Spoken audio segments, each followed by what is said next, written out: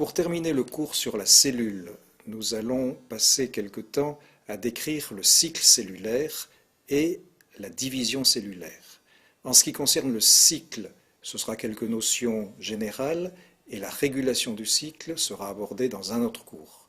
En ce qui concerne la division cellulaire, nous ne parlerons que de la mitose. Vous savez qu'il existe un autre type de division cellulaire, la méiose, mais cela sera vu dans le cours d'embryologie. Les cellules de l'organisme meurent.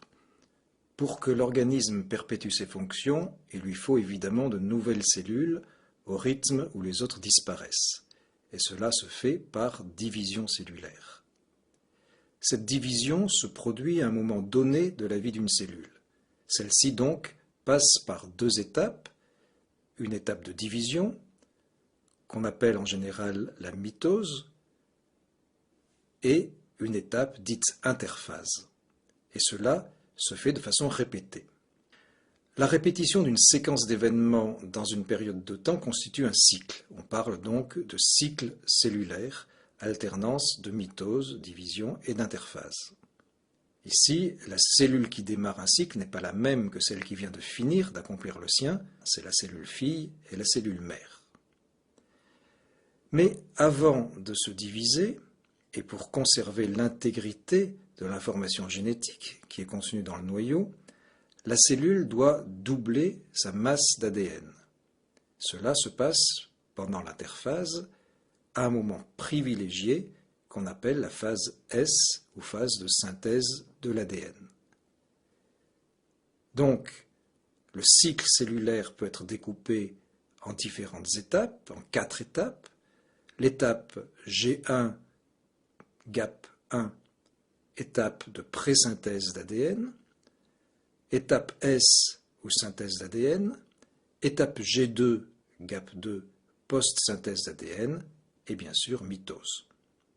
Cela est visualisé sur la figure de droite, où vous avez représenté un cycle cellulaire qui dure 24 heures, avec donc la phase G1, la phase S, la phase G2, la phase M, et vous voyez que les durées de ces phases sont différentes.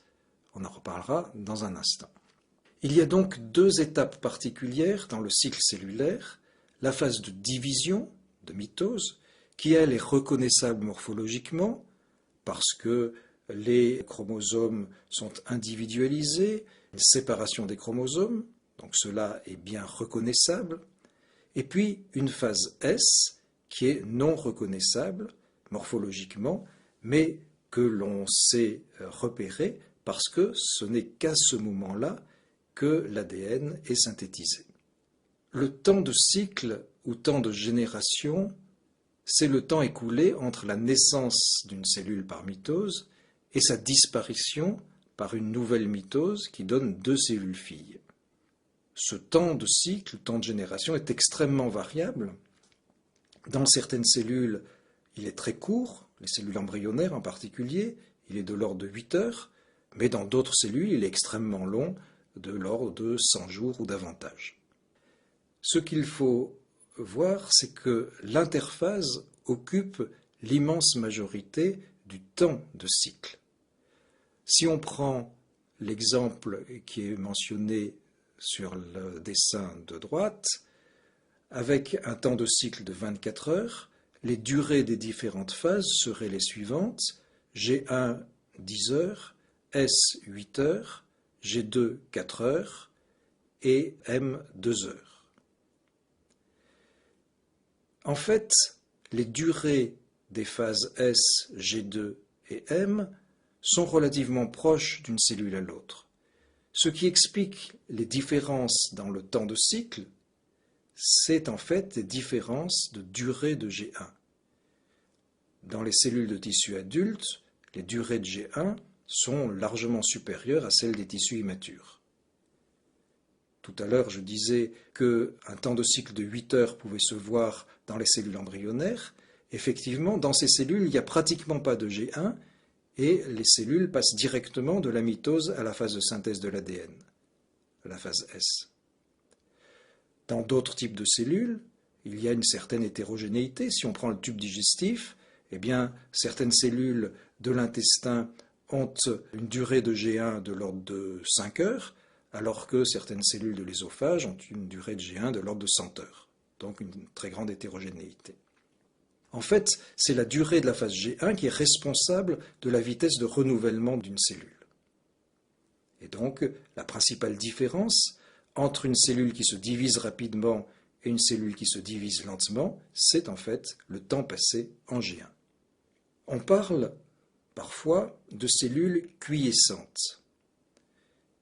Ce sont en fait des cellules qui ne s'engagent pas dans le processus du cycle cellulaire, donc des cellules qui sont au repos cinétique. Elles fonctionnent toujours, ces cellules, elles ont un métabolisme, elles peuvent produire, fabriquer différentes protéines, mais elles sont arrêtées dans le cycle cellulaire, elles ne se divisent pas. Alors il y a deux grandes catégories de cellules quiescentes. Il y a les cellules qui sont au repos, qui sont capables malgré tout de se diviser si elles en reçoivent l'ordre. On les appelle les cellules en G0 ou les cellules en vrai G0. Elles sont donc arrêtées momentanément dans leur cinétique, mais elles gardent leur potentiel de division. C'est un état réversible. Alors ce sont essentiellement les cellules souches, les cellules de réserve, qui donc sont au repos cinétique et puis qui, de temps en temps, sous telles influences hormonales ou de différentes substances, vont rentrer dans le cycle cellulaire et se diviser. Et puis, il y a une autre catégorie de cellules qui sont quiescentes, ce sont des cellules différenciées. Mais celles-ci, elles ont quitté définitivement le cycle cellulaire, c'est un état irréversible, la cellule va vivre encore quelque temps et ensuite mourir.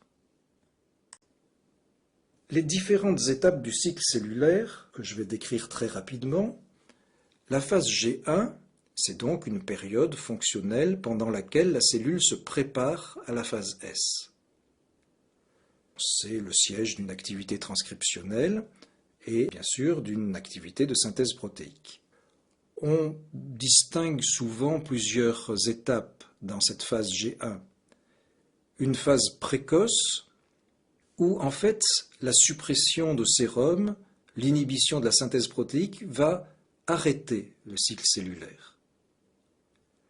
Donc il y a à ce moment-là des modifications de la structure de la chromatine, une augmentation des transports à travers la membrane, la synthèse de nouveaux ARN messagers, synthèse de nouvelles macromolécules. Mais dans cette étape, dans cette phase, si l'on modifie le milieu environnemental, on peut arrêter la progression dans le cycle. Et puis il y a un point qu'on appelle le point R, ou point start, ou point critique de Pardy, qui est caractéristique de chaque type de cellule, et qui est une sorte de frontière au-delà de laquelle la cellule va effectuer le reste du cycle, quelles que soient les circonstances.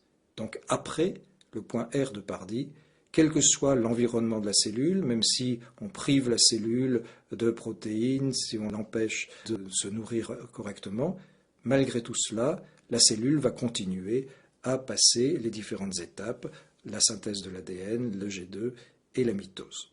La phase tardive, c'est la phase donc qui précède l'entrée en S, qui est indépendante du sérum et au cours de laquelle il y a une synthèse protéique importante. Durant cette phase G1, l'augmentation de la taille de la cellule est régulière et en fait la réplication de l'ADN va se déclencher quand la cellule atteint une taille critique. Donc on rentre en phase S.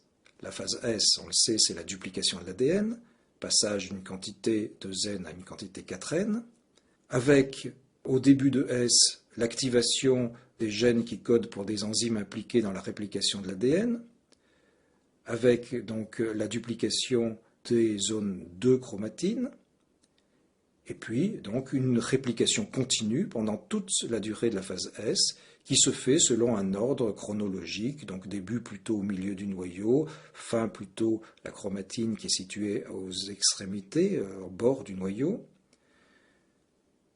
Les gènes de maintenance se répliquent tôt, et il faut remarquer que le contrôle de cette duplication est efficace puisque chaque unité est répliquée une fois et une seule.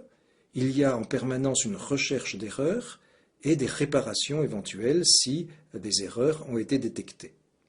Alors bien sûr, pendant cette phase S, il n'y a pas que l'ADN qui est répliqué, mais il y a également les protéines histoniques en particulier, et l'assemblage de l'ADN nouvellement formé s'organise autour des nucléosomes.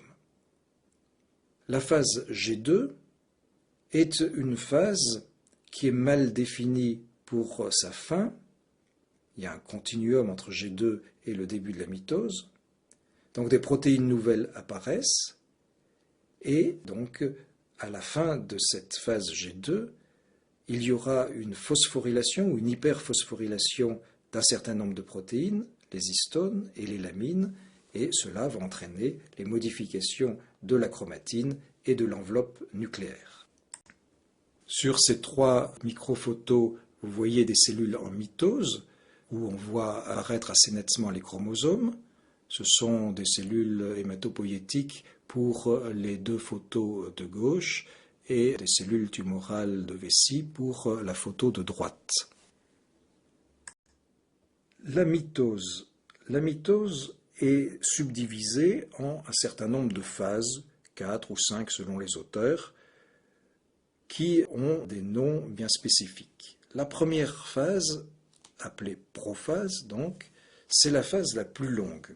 Le début n'est pas très bien défini, il y a une transition qui est un petit peu floue entre l'interphase, la fin de G2, et le début de la mitose. Mais on sait que c'est la phase la plus longue, elle dure entre 15 et 60 minutes, et ça représente environ la moitié du temps nécessaire pour passer la totalité des étapes de la mitose. Alors il y a un certain nombre d'événements qui surviennent tant au niveau du noyau qu'au niveau du cytoplasme. Au niveau du noyau, l'élément principal qui va démarrer la prophase, c'est la phosphorylation des lamines et des histones par un facteur qu'on appelle le MPF, facteur d'amorçage de la mitose. Donc il va y avoir hyperphosphorylation des résidus sérines, des 3 lamines, et cela va entraîner la dépolymérisation des filaments intermédiaires de lamines. Donc les lamines A et C vont devenir solubles, les lamines B, elles, restent ancrées à la membrane, mais bien évidemment, la dépolymérisation des lamines entraîne la disparition de la lamine densa et le démembrement de l'enveloppe nucléaire, la dégradation de l'enveloppe nucléaire en petites vésicules. À côté de ces procédés de phosphorylation sur les lamines, il existe de la même façon une phosphorylation de l'histone, surtout l'histone H1, qui aboutit donc à des modifications chromosomiques. Et puis, il y a également des phosphorylations de protéines associées aux microtubules qui vont entraîner des altérations du cytosquelette dans le cytoplasme. Au niveau du noyau, s'individualisent peu à peu les chromosomes. Alors, avant la prophase, les chromosomes ne sont pas visualisables, ils sont sous forme de filaments totalement enchevêtrés, mais au début de la prophase et au cours de la prophase, ces chromosomes vont s'individualiser, au début par l'apparition de très longs filaments grêles qui sont doubles, puisque le chromosome possède 2 chromatides sœurs qui sont reliées par un centromère. Et cela depuis la phase S, mais on ne le voyait pas puisque la chromatine ne permettait pas de visualiser ce qu'elle contenait. Donc ces filaments sont disposés sur toute la surface nucléaire, qui au début de la prophase est encore limitée par l'enveloppe.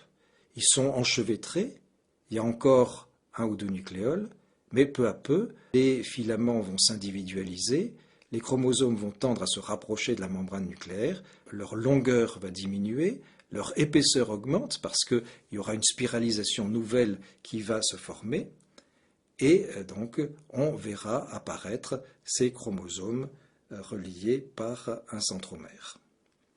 Au niveau du cytoplasme, les procédés de phosphorylation vont atteindre la tubuline, les microtubules, et donc il va y avoir dépolymérisation des microtubules. Et en fait, tout le trafic des vésicules qui existait dans une cellule en interphase va cesser, justement parce que ce cytosquelette se désagrège. D'autre part, le réticulum endoplasmique, l'appareil de Golgi, vont aussi se dégrader en petites vésicules qui vont se mêler aux vésicules provenant de l'enveloppe nucléaire et qui vont donc faire un espèce d'ensemble de vésicules qui vont flotter dans le hyaloplasme de la cellule. Dernier élément au niveau du cytoplasme, c'est la migration des deux couples de centrioles et le début de constitution du fuseau mitotique. On a vu que les centrioles se dupliquaient au cours de la phase S et qu'en phase G2, il y avait dans la cellule deux couples de centrioles. Ils sont proches l'un de l'autre et pendant cette prophase, ils vont migrer, s'éloigner l'un de l'autre pour aller progressivement vers les deux pôles de la cellule. Donc cela est représenté sur les dessins de droite, où on voit les deux couples de centrioles qui s'écartent progressivement l'un de l'autre. On voit également la membrane nucléaire se dégrader et apparaître les chromatides sœurs reliées par le centromère, qui sont la figuration des chromosomes. Dans le cytoplasme apparaît également une structure tout à fait particulière qui est le fuseau mitotique. Au début de cette phase de prométaphase, l'enveloppe nucléaire a complètement disparu et elle est en fait décomposée en fragments qu'on ne peut pas distinguer du réticulum endoplasmique. Les chromosomes sont bien individualisés et au niveau des centromères, les kinétochores se sont formés. En ce qui concerne le cytoplasme, le fuseau mitotique est constitué avec les fibres polaires, les fibres des kinétochores, qui forment un réseau ovalaire qu'on appelle donc fuseau de division. Les deux couples de centrioles sont en position diamétralement opposée et les microtubules, en particulier les microtubules des kinétochores, vont capter les chromosomes en se fixant sur les kinétochores. Ce petit dessin pour vous rappeler la structure grossière d'un chromosome, où on voit en bleu les deux chromatides sœurs et en rouge le centromère qui relie ces deux chromatides sœurs, donc deux types de chromosomes selon le positionnement du centromère, un positionnement central à gauche, un positionnement périphérique à droite, donc signant l'existence d'un chromosome dit acrocentrique.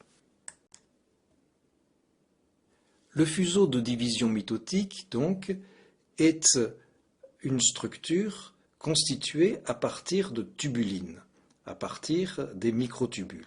Les microtubules du cytosquelette disparaissent, mais en fait, toute cette tubuline va se réutiliser pour former une structure particulière qui a une fonction très spécifique au niveau de la mitose. Vous voyez ici sur le dessin que les deux couples de centrioles se sont écartés complètement, qu'ils sont positionnés d'un côté et de l'autre de la cellule, et que entre ces deux centrioles, ces deux couples de centrioles, existe une structure qui est le fuseau de division mitotique, donc structure microtubulaire, qui va se former rapidement et qui va donc être constituée de trois types de fibres en réalité. D'une part, des fibres astrales qui sont situées autour du centrosome, qu'on appelle les astères, donc tournées vers l'extérieur. Ensuite, des fibres qui sont dites polaires, ou des microtubules qui sont dits polaires, qui s'étendent d'un pôle, d'un centrosome à l'autre, ou en direction de l'autre. Et puis, des fibres qui sont dites fibres des kinétochores, qui sont attachées d'un côté au centromère d'un chromosome et de l'autre côté à un pôle du fuseau, du moins qui seront attachés ultérieurement au kinétochore. Alors effectivement, il faut imaginer qu'apparaissent des structures spécifiques au niveau des centromères, des chromosomes. Cela apparaît en fin de prophase, c'est ce qu'on appelle les kinétochores, et ce sont en fait des structures planes qui sont faites de disques superposés. Donc le disque interne est constitué de chromatine condensée et est accolé au centromère. Il y a un disque intermédiaire fait de filaments et puis un disque externe qui est fibreux sur lesquels vont se fixer l'extrémité plus des microtubules kinétochoriens. Cela est montré sur ce dessin. On est déjà un petit peu plus loin dans la séquence des étapes de la mitose, puisqu'on est en métaphase, mais je vous le montre maintenant pour que vous voyez la fixation de l'extrémité plus d'un microtubule kinétochorien, fixation sur le kinétochore du chromosome. Schéma qui montre les différentes structures dont je viens de parler, le chromosome avec ses deux chromatides sœurs, le centromère ici est montré simplement par la juxtaposition des deux chromatides, et de part et d'autre du centromère, dans sa position centrale, se trouvent les kinétochores sur lesquels donc vont se fixer les extrémités positives des microtubules. Cette plaque schématise les deux premières étapes, ou du moins la prophase et la prométaphase. Cette étape de prométaphase, elle n'est pas souvent isolée par les différents auteurs, elle est la plupart du temps fusionnée avec la description de la métaphase. Mais c'est au niveau donc de cette prométaphase que le fuseau de division mitotique est complètement constitué, et c'est à ce moment-là que les microtubules vont capturer les chromosomes. Donc les chromosomes se sont complètement condensés, ils apparaissent, ils sont bien individualisés, et il faut imaginer que les microtubules dits kinétochoriens se raccourcissent, s'allongent rapidement, donc vont en quelque sorte explorer le milieu dans lequel ils se trouvent en donc, se modifiant dans leur forme et un petit peu aussi dans leur direction. Et s'ils rencontrent un kinétochore, eh bien, ils vont fixer ce kinétochore et se figer. Si par contre ils n'en rencontrent pas, ils vont se raccourcir, se remettre à croître dans une autre direction, jusqu'au moment donc, où ils rencontrent des kinétochores. C'est une façon de sonder un grand volume à la recherche donc des chromosomes. Étape de métaphase. Cette étape est très courte, de l'ordre de 2 à 10 minutes. Les chromosomes à ce moment-là sont plus courts, car la spiralisation a encore augmenté. Juste avant, ils montraient une agitation désordonnée, et puis ils ont été immobilisés lorsque se sont fixés sur eux les microtubules kinétochoriens. Et donc ils vont s'immobiliser en prenant place au niveau de la partie moyenne dilatée du fuseau, partie moyenne qu'on appelle la plaque équatoriale. En fait, cette immobilisation s'explique par des tensions contraires et égales en force qui s'exercent au niveau des chromosomes.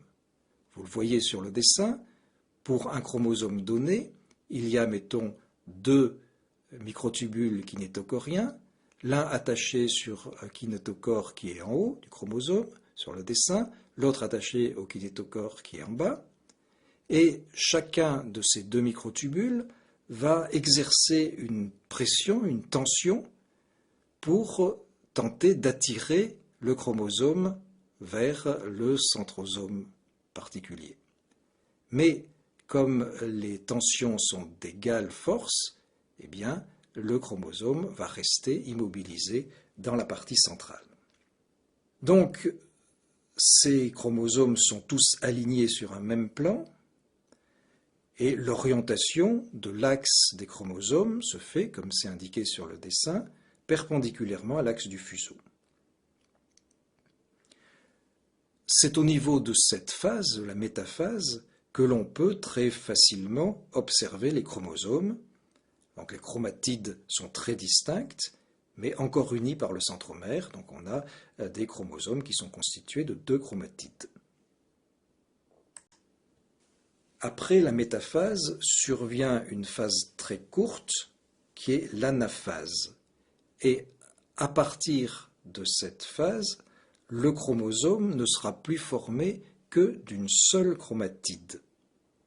Donc cette phase, c'est en fait la dissociation du centromère.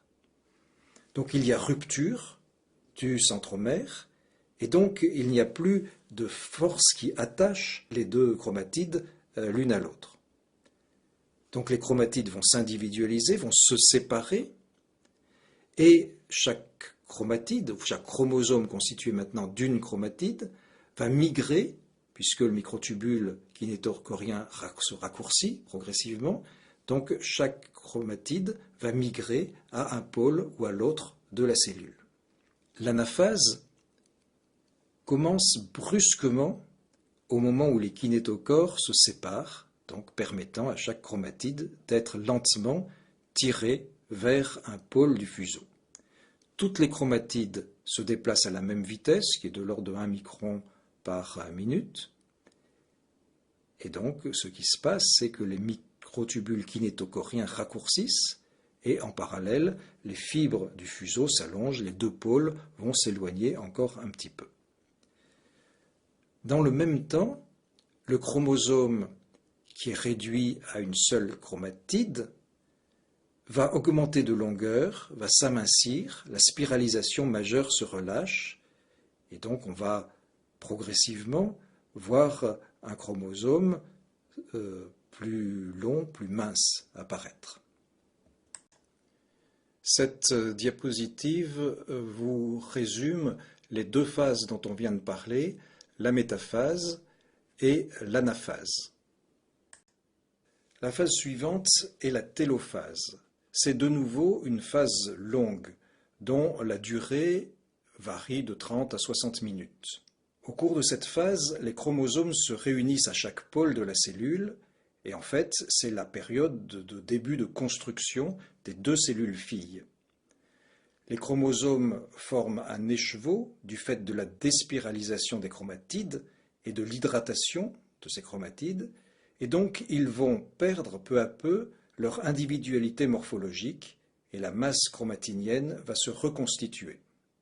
Les nucléoles réapparaissent, on en a parlé à propos de cet organite, ils réapparaissent au niveau des constructions secondaires que sont les organisateurs nucléolaires des chromosomes acrocentriques que l'on avait signalés précédemment. L'enveloppe nucléaire se reforme à partir du réticulum endoplasmique autour de chaque groupement de chromosomes. Les microtubules kinétochoriens disparaissent, les microtubules polaires s'allongent encore. Et ce phénomène est lié à la déphosphorylation des lamines qui permet de stabiliser la nouvelle enveloppe nucléaire. On peut imaginer que les vésicules issues du démembrement de l'enveloppe nucléaire s'attachent lors de la télophase à la surface des chromosomes en train de se décondenser, puis ces vésicules vont fusionner entre elles pour former des membranes continues autour de chaque chromosome. À ce moment-là, les complexes des pores nucléaires se réinsèrent dans la membrane et on aboutit à la formation de noyaux nains. Ces noyaux vont fusionner pour donner le noyau définitif. Les lamines A et B sont importées à travers les pores qui se sont reconstitués et cela va permettre de constituer la nouvelle lamina densa qui fait partie du nucléosquelette. La cytodiérèse, c'est la division du cytoplasme. Alors, on décrit traditionnellement à la fin des différentes étapes de la mitose cette cytodiérèse, mais il faut savoir qu'elle va commencer en cours de télophase. Et ici, le cytoplasme va se diviser par un phénomène de clivage ou de segmentation qui commence donc au début de la télophase. La membrane va s'invaginer au niveau du centre de la cellule, perpendiculairement à l'axe du fuseau, donc entre les deux noyaux, qui sont en train de se reformer. Et il se forme à ce moment-là un sillon de division qui se creuse progressivement jusqu'à ce qu'il rencontre les restes du fuseau mitotique. Et à ce moment se constitue un pont étroit, qu'on appelle aussi le corps intermédiaire, qui va persister quelque temps avant de se rompre. Ce sillon est lié à la présence d'un anneau contractile formé de protéines de type myosine 2 et d'actine. Alors, au début de la mitose, on s'en souvient, le MPF est de plus en plus active et cette molécule va phosphoryler les chaînes de la myosine et inhiber l'activité ATPasique de la myosine. Et puis, progressivement, en fin d'anaphase, cette molécule, cette protéine MPF, va devenir inactive, passive. À ce moment-là, donc, la chaîne légère de la myosine va se déphosphoryler et la machinerie contractile va être activée, donc le sillon de clivage va pouvoir se former. Cela indique précisément que la cytodiérèse ne peut pas commencer avant que l'anaphase soit achevée, donc commence au début de la télophase. Voici quelques images qui vont permettre de compléter la description de ces différentes étapes de la mitose.